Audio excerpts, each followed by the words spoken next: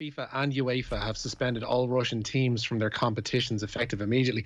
The decision follows an IOC resolution to bar all athletes from Russia and Belarus from competing in international sport. It means Russia will not be able to play in next month's World Cup playoffs. They were due to play Poland.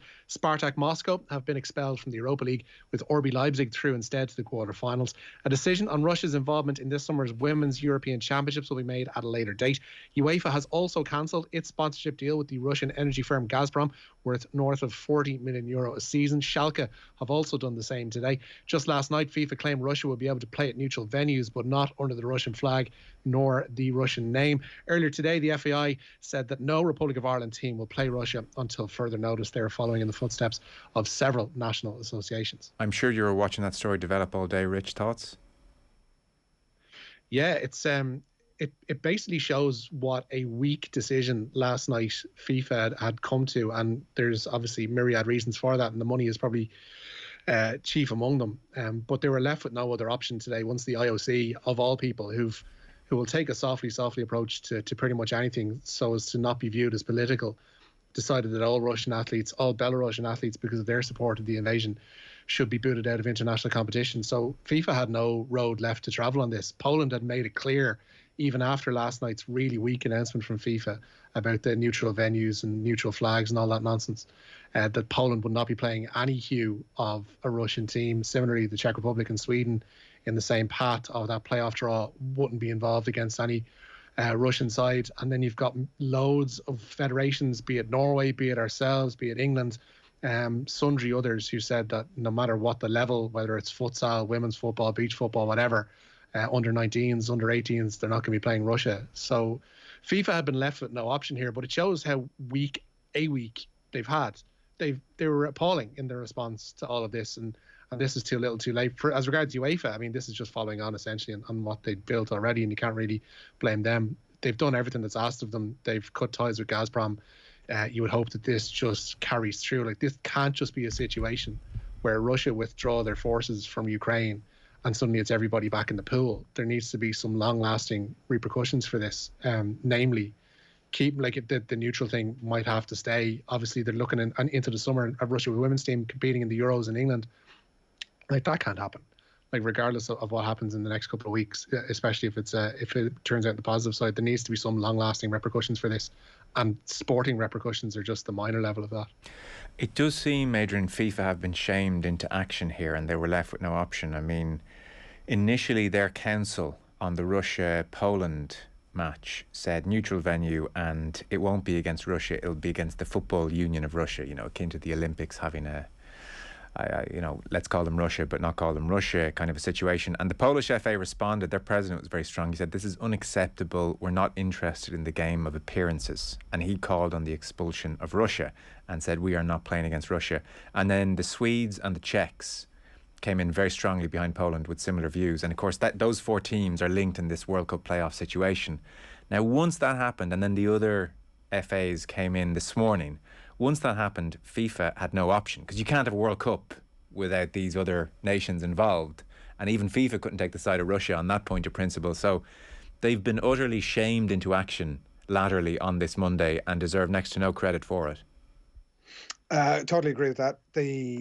Most of the things that are happening now are easy to do as well. Yeah. Easy to do in a way that, like Robert Lewandowski coming out a couple of days ago, not easy to do. Like Daniel Medvedev, his tweet, it didn't directly talk about the conflict, but coming from a Russian asking for peace in the world, like, is putting himself in an extraordinarily difficult position in terms of the toll that something like that might take on him or his family.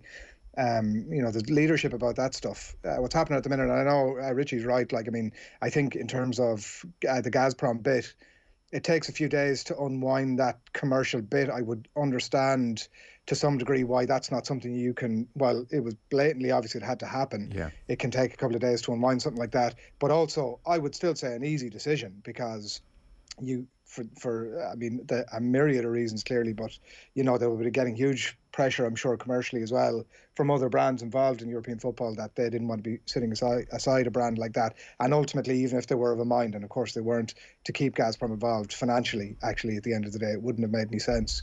But I mean, I think that the question that's from listening to what both of you have been saying. Like, I mean, just in terms of what does like leadership in world sport at the minute actually even look like? You know what I mean? Yeah. It's like, how badly served are we by these myriad of like leaders in inverted commas that we've had? We talk about football, and it's not certainly unique in that way. But I mean, FIFA were sort of in a position where, like Richie said, they come out with this like really watery sort of comment about it, almost leaving it to the point where Infantino gets to turn around to his mate and go, "Listen, old pal, I did my best for you. I hung out as long as I can, even for somebody as reasonable as me." You know, as opposed to showing a bit of leadership in, like, I don't know, that whole bit for me is so, you'd despair by it, really. Yeah, I think that's a great point, Jan. It does show how susceptible football, sport, I suppose, by extension, has been when it comes to money and sports washing. And people are tired of hearing these phrases. I understand that. But football does afford a certain soft power that is very attractive to a country like Russia. Like Russia 2018, this wonderful carnival, and that does, whether we like it or not, that does compete in our memory bank with things like Georgia in 08 and Crimea in 14 and attempting to rig a US election and LGBTQ rights and whatever you care to mention. It just does, and Russia recognises that, and FIFA, it's a lot of money. It's just, and you do reach a pinch point then when it turns out the bad dudes are going to do bad things.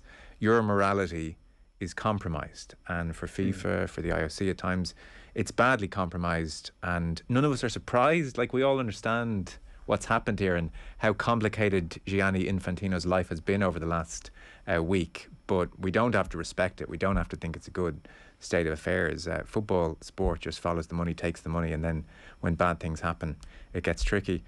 The only area I'd have some sympathy is probably not the right word, but just level of understanding with FIFA is, to be fair to them, Richie, for whatever reasons, they have had a long history of being very wary of adjudicating on politics and conflict. You know, so for instance, what's been thrown at them now is, well, hang on, okay, so Russia get banned, what's with the Saudi Arabians and Yemen?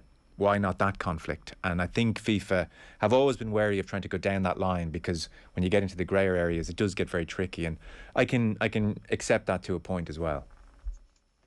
Yeah, but with that, you're talking about an organisation that last week took sanctions against a couple of really minor football associations for governmental involvement in their day-to-day business. I think Zimbabwe was one of them. I'm open to correction on that, but there was definitely two. Kenya. That wouldn't necessarily be Kenya. There you go. That wouldn't necessarily be world beaters, and yet they took immediate action against them at their committee meeting because of that political involvement.